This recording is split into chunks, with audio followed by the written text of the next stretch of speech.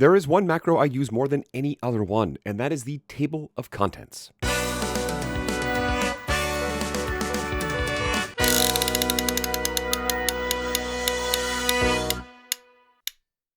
Last time in Wheel of Macros, we ended up with table of contents, which is great luck because this is my personal favorite.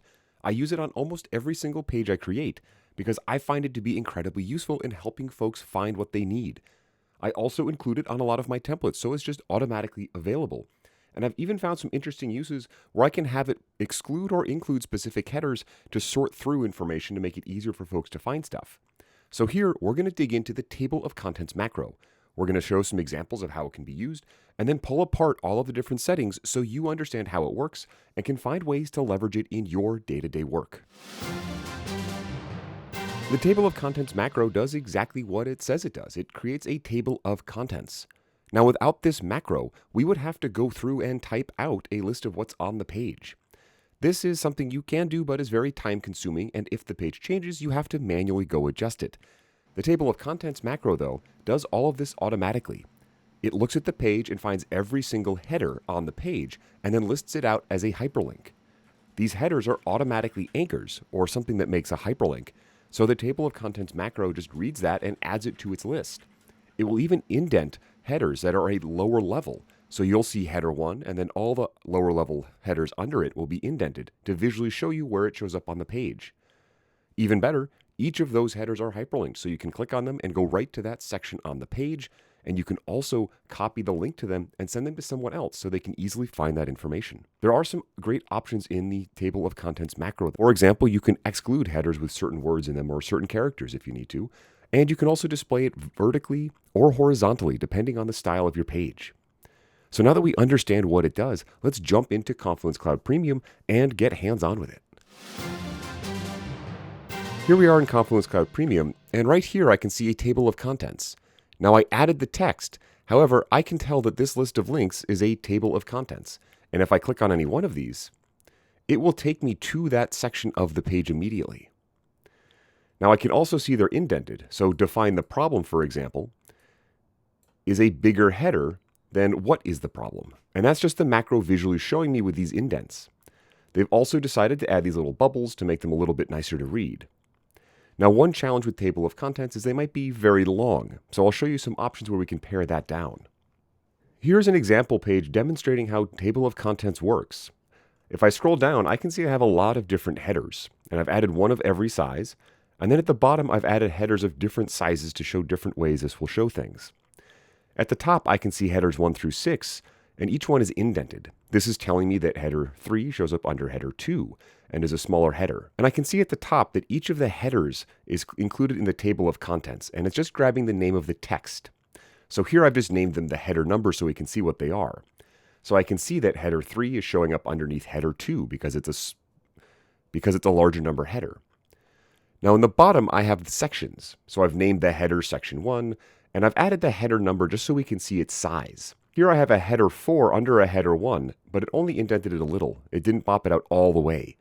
So if I have a bigger number header under a smaller number, it won't indent it all the way over. It'll move it over just a bit. And here I can see that with a header 3 at the same level as a header 4 indentation. Now if I go in and edit this table of contents macro, I'm going to get some options.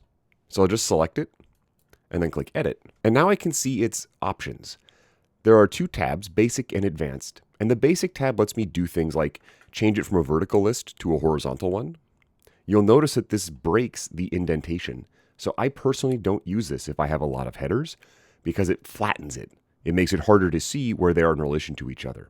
However, if I have a page with only a few headers, I might use horizontal to make it a bit more visually appealing. I can also change the bullet style or those little symbols in front of the header. I might want just a circle or a square, or I can even add a number. Typically, I don't add a number because of this last option here, include section numbers. And you'll see this then adds 1 for the first level, 1.1 for the second, and keeps adding it down to show me how deep I am in the structure. These next 2 options allow me to exclude certain header levels. I use this very frequently to exclude higher number headers. For example, I typically use 4, 5, and 6 more as bolding or as a way to draw attention to text rather than an actual header. So I might tell the macro to exclude everything from 4 and higher.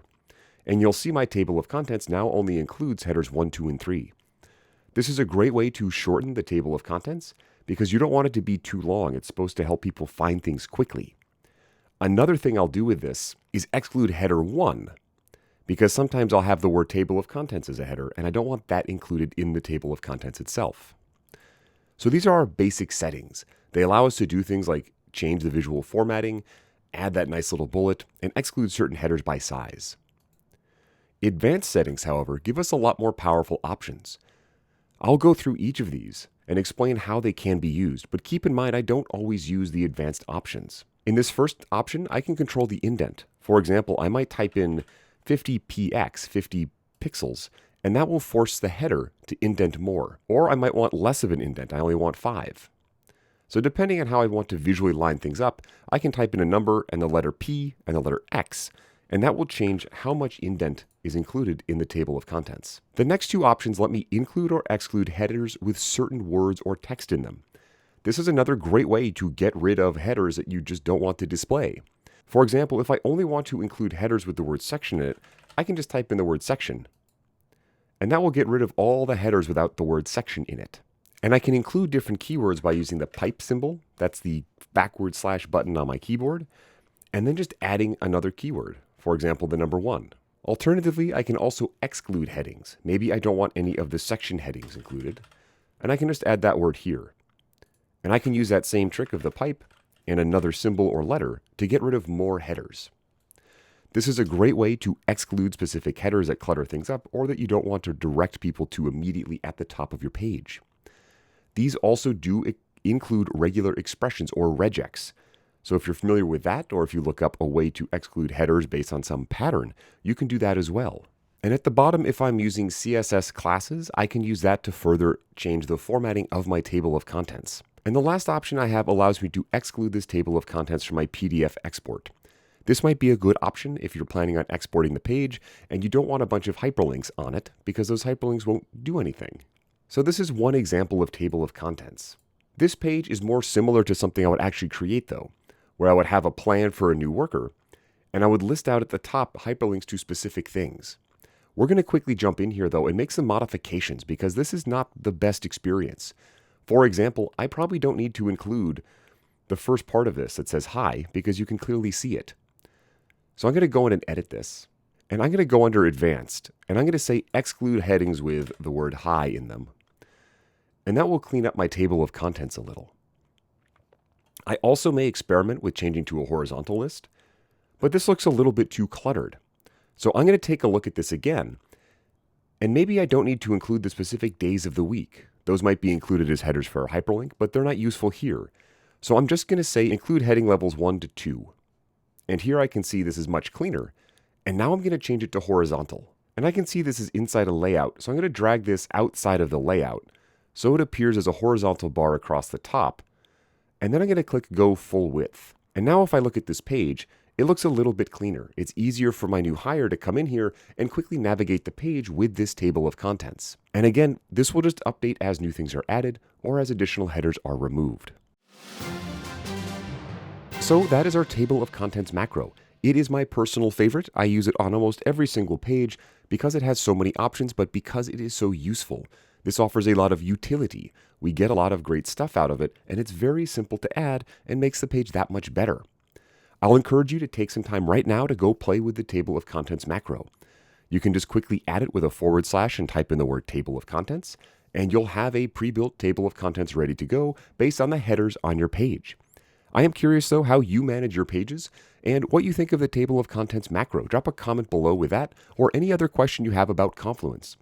Also, we have a great Discord server going. There's a link down in the comments where you can get live chat about other Atlassian products, but also about this wonderful macro. Thank you so much for learning with me. Please stick around as we spin the wheel of macros to see what the next macro we're going to look at is, and I'm looking forward to seeing you here again really soon.